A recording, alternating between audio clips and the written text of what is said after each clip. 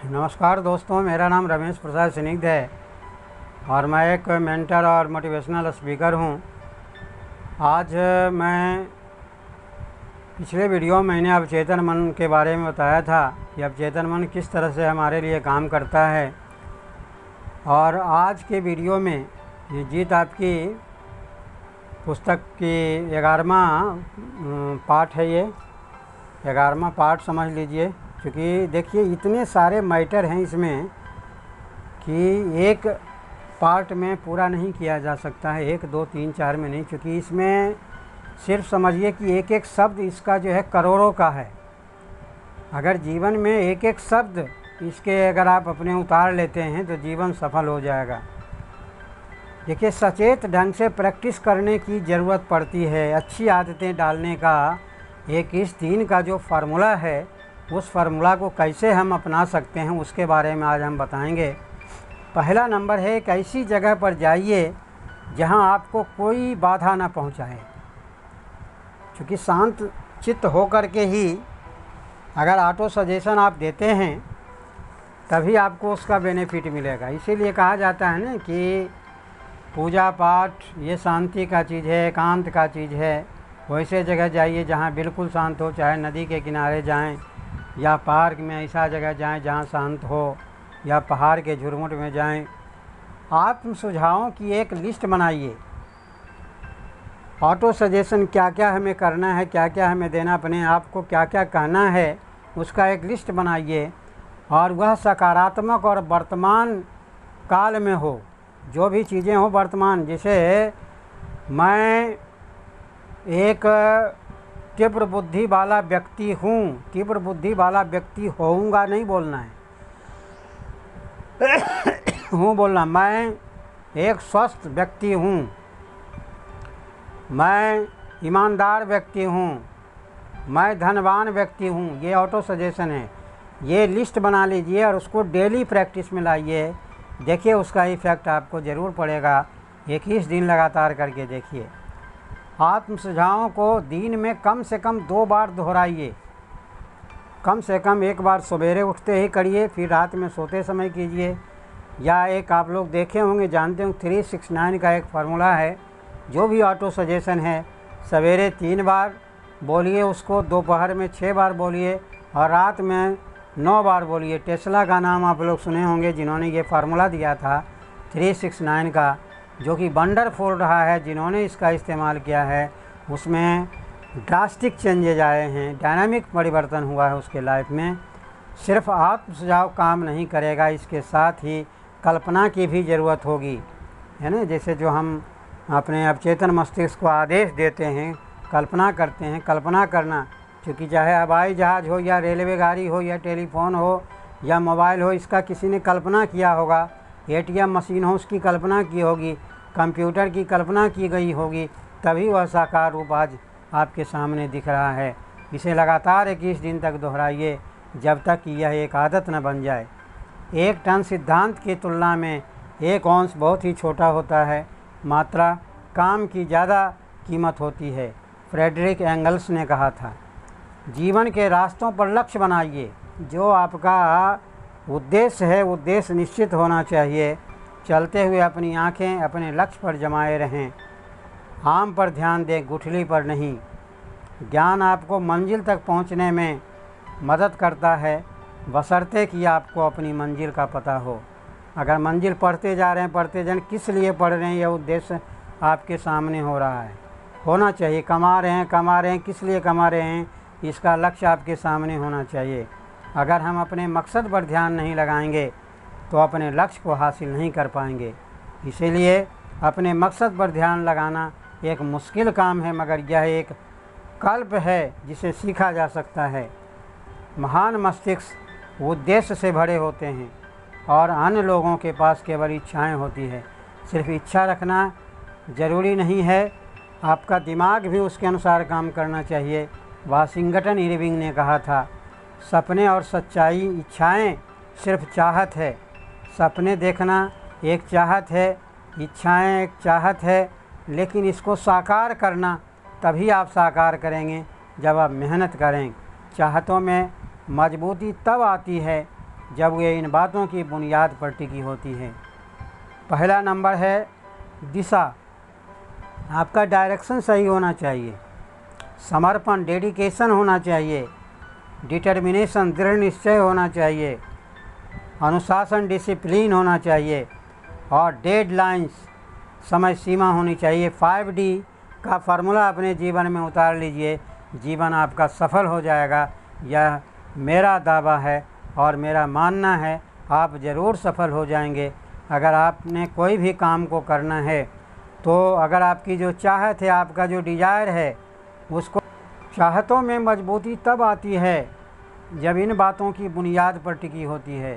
Dedication, direction, determination, discipline और deadline, ये 5D का फार्मूला अपने जीवन में उतार लीजिए, जीवन आपका सफल हो जाएगा। लक्ष्य वे सपने हैं जिनके साथ समय सीमा और कार्य योजना जुड़ी होती है। लक्ष्य मूल्यवान या मूल्यहीन हो सकते हैं। सपनों को असलियत में बदलने वाले कदम कौन कौन से कदम हैं जो सबके सपनों को साकार कर सकता है? निश्चित और साफ लक्ष्य लिखें, इसे हासिल करने का प्लान बनाएं। पहली 2 बातों को रोज़ 2 बार पढ़ें। कुछ करने की कोशिश करके असफल हो जाने वाले लोग उन लोगों से लाख गुना बेहतर हैं जो कुछ किए बिना सफल हो जाते हैं। इसीलिए अगर आप जीवन में सफल होना चाहते हैं और आपने प्रयास ही नहीं किया तो सफलता आपको नहीं मिलती। किसी ने बहुत ऐसे लोग होते हैं जो जीवन में कुछ नहीं किया तो पर भी उन्हें बहुत कुछ मिल जाता है, अरबों खरबों की संपत्ति मिल जाती है। लेकिन उससे अच्छा आप हैं कि कुछ करने की कोशिश करके आप असफल हुए हैं। लोगों द्वारा लक्ष्य तय न किए जाने की कोई वजह होती है, जैसे कि निराशावादी नज़रिया, उनका जो है पेसिमिस्टिक एटीट्यूड होता है। संभावनाओं की बजाय हमेशा रास्ते की बाधाओं को देखना, असफलता का डर, फियर ऑफ फेल्योर, सफलता का आतंक, फियर ऑफ सक्सेस, कि अगर अब मैं सफल हो गया तो लोग क्या कहेंगे, लोग मेरे पीछे पड़ जाएंगे, इसका भी डर होता है। अभिलाषा की कमी, लैक ऑफ एम्बिशन, बहुत से लोग जीवन में सफलता इसीलिए नहीं प्राप्त कर पाते कि वे उस मछुआरे की तरह छोटी कड़ाही ही लेकर घूमते हैं। यही बददिमागी है। एक आदमी था, एक मछुआरा था, वो तालाब में मछली मारने के लिए गया। जब बड़ी मछली पकड़ता था तो उसको छोड़ देता था। ऐसा वह कई बार किया। एक आदमी देख रहा था, कहा कि भाई तुम बड़ी मछली को क्यों छोड़ देते हो और छोटी मछली पकड़ के रखते हो? तो मछुआरा कहा कि मेरा जो ये है कड़ाही है वह छोटी है, इसीलिए मैं छोटी मछली को पकड़ता हूँ, बड़ी मछली को छोड़ देता हूँ। तो यह जो सोच है वह आपको जीवन में बहुत बड़ा सफलता नहीं दे सकता है। इसीलिए हमेशा उद्देश्य जो है हमारा बड़ा होना चाहिए, हमारी सोच बड़ी होनी चाहिए, तभी हम जीवन में बड़ा कर सकते हैं। क्योंकि हमेशा सोच, देखो दीवार में अगर निशान लगाना है तो बहुत बड़ा सर्कल बना लो, दूर से अगर पत्थर का टुकड़ा मारोगे तो कहीं भी लग जाएगा। लेकिन दीवार में निशान अगर छोटी है तो संभावना है, प्रोबेबिलिटी यही कहती है कि 10 बार फेंकोगे तो हो सकता है 1 बार लगे।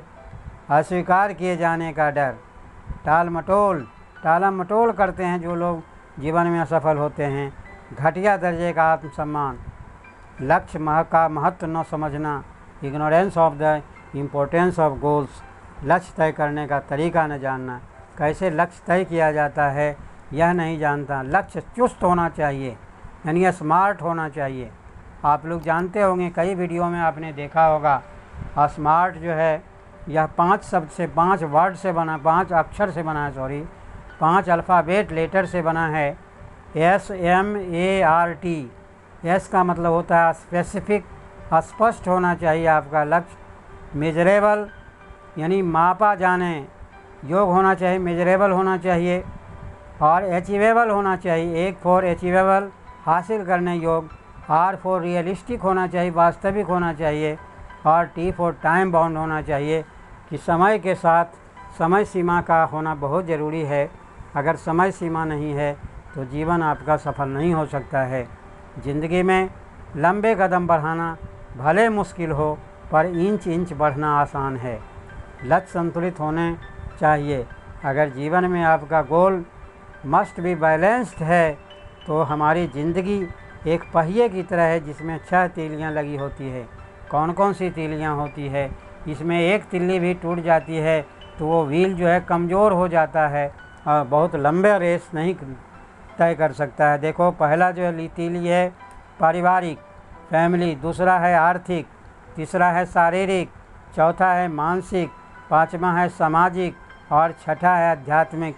ये हमारे ज़िंदगी का पहिए का तीलियां है।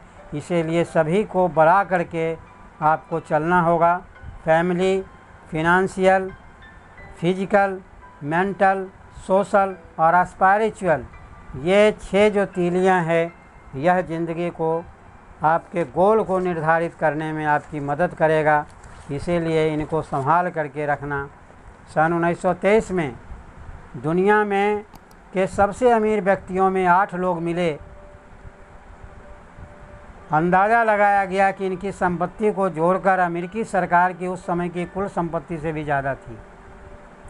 इन लोगों ने बहुत पैसा कमाया, लेकिन 25 साल बाद इनके साथ क्या हुआ जानते हैं? बहुत बुरा हुआ था इनके साथ। उसका सबसे बड़ा कारण था वह 6 तीलियां को बैलेंस करके नहीं चले, जिसके वजह से हुआ था। सबसे बड़ी स्टील कंपनी के मालिक चार्ल्स शॉब उधार की पूंजी पर 5 साल तक जिए और फिर वे दिवालिया होकर मर गए। दूसरा नंबर है सबसे बड़ी गैस की कंपनी के प्रेसिडेंट हार्वर्ड हब्सन पागल हो गए। एक बहुत बड़े व्यापारी आर्थर वक्सटन दिवालिया हो गए और मर गए। चौथा नंबर में न्यूयॉर्क स्टॉक एक्सचेंज के प्रेसिडेंट रिचर्ड हिप्टली को जेल जाना पड़ा। 5वें नंबर में राष्ट्रपति के कैबिनेट सचिव अल्बर्ट फॉल को जेल जाना पड़ा।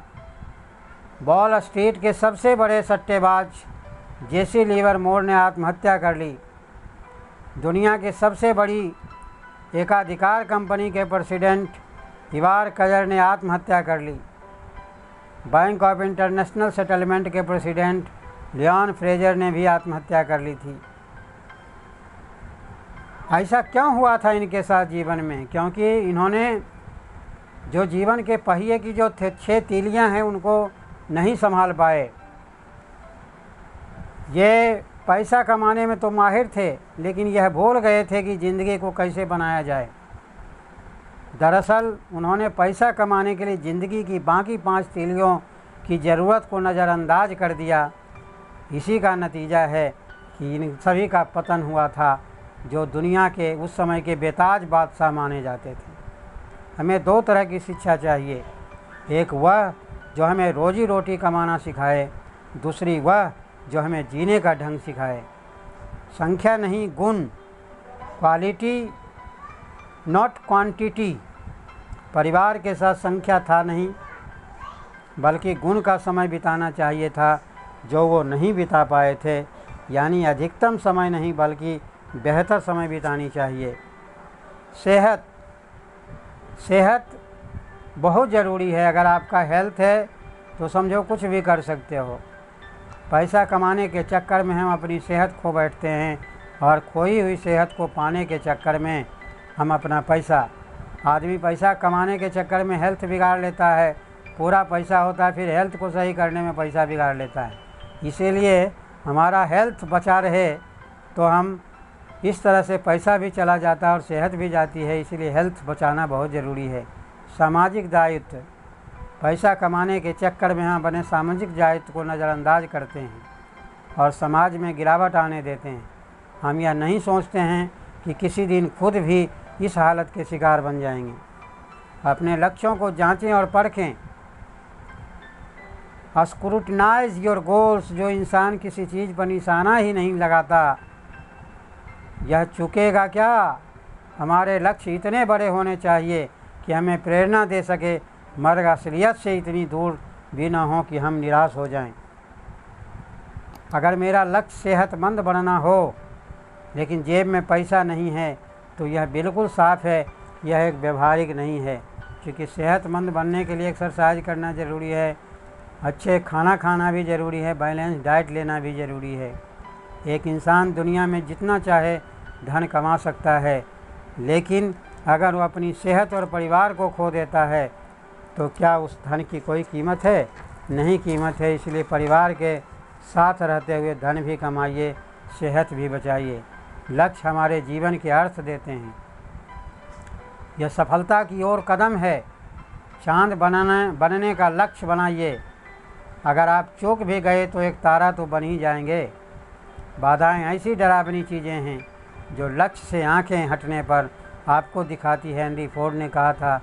हेनरी फोर्ड बहुत ही कामयाब व्यक्ति रहे हैं अपने जीवन में, जिन्होंने हेनरी फोर्ड का जो गाड़ी बनाया था उन्हीं का देन है। छोटी योजनाएं ना बनाएं, उनमें इंसान के दिलों में जोश भरने वाला जादू नहीं होता है। अगर योजना बनाना है तो बड़ी योजना बनाएं, पूरी आशा के साथ ऊंचाई की ओर बढ़ें और काम करें। सक्रियता का मतलब उपलब्धि नहीं है। Activity is not the same as accomplishment. सक्रियता को उपलब्धि मानने की भूल न करें। आप सक्रिय हैं इसका ये मतलब नहीं कि आप उपलब्धि हासिल कर लेंगे। उसके लिए सही कटघोरा, जो लकड़ी का घोड़ा होता है, रॉकिंग हॉर्स, अपनी जगह पर लगातार चलता दिखता है लेकिन आगे जरा भी नहीं जाता है। अल्फ्रेड एड मोंटापार्ट ने कहा था। नैतिक मूल्य और दूरअंदेशी, सही काम सही वजह के लिए करना। अब हम पर बीती बातों के लिए किसी पर इल्ज़ाम लगाने की नहीं, बल्कि भविष्य के लिए काम करने का ढंग तय करने के लिए की जिम्मेवारी है। जॉन एफ कैनेडी ने कहा था। हिंदू फिलॉसफी का मानना है कि जब अच्छे इंसान इस दुनिया से जाते हैं तो मरते नहीं हैं। उनका नाम उनके अच्छे कामों की वजह से सदा अमर रहता है। आज तक कोई इंसान इसलिए सम्मानित नहीं हुआ कि उसने दुनिया से क्या लिया, लेकिन इसीलिए ज़रूर हुआ कि उसने दुनिया को क्या दिया। महात्मा गांधी के अनुसार 7 महापाप हैं। वो कौन कौन है? बिना मेहनत किए दौलत कमाना, यह महापाप है। सद्विवेक रहित आनंद, यह भी महापाप है। चरित्र रहित ज्ञान, यह भी महापाप है। नैतिकता रहित व्यापार, यह भी महापाप है। मानवता रहित विज्ञान, यह भी महापाप है। जैसे अल्फ्रेड नोबेल ने जब डायनामाइट की खोज किया था तो पेपर में निकला था मौत के सौदागर, तो उन्होंने अपनी पूरी संपत्ति को शांति के लिए लगा दिया। और वही आज दुनिया का सबसे बड़ा जो पुरस्कार है, नोबेल पुरस्कार, वह डायनामाइट के जो बनाने वाले थे, डायनामाइट की निर्माण करने वाले अल्फ्रेड नोबेल का ही देन है, जिन्होंने शांति के लिए अपनी पूरी संपत्ति को एक ट्रस्ट को दे दिया, जो आज नोबेल प्राइज़ सभी विज्ञान के क्षेत्र में, चिकित्सा के क्षेत्र में, साहित्य के क्षेत्र में, शांति के क्षेत्र में दिया जाता है। त्याग रहित धर्म, अगर धर्म में त्याग नहीं है तो वह बेकार है। सिद्धांत रहित राजनीति, अगर राजनीति में सिद्धांत नहीं है तो वह बेकार है। नैतिक मूल्य, अच्छी आदतें और सद्गुण पैदाइशी नहीं होते हैं, वे सीखे जाते हैं।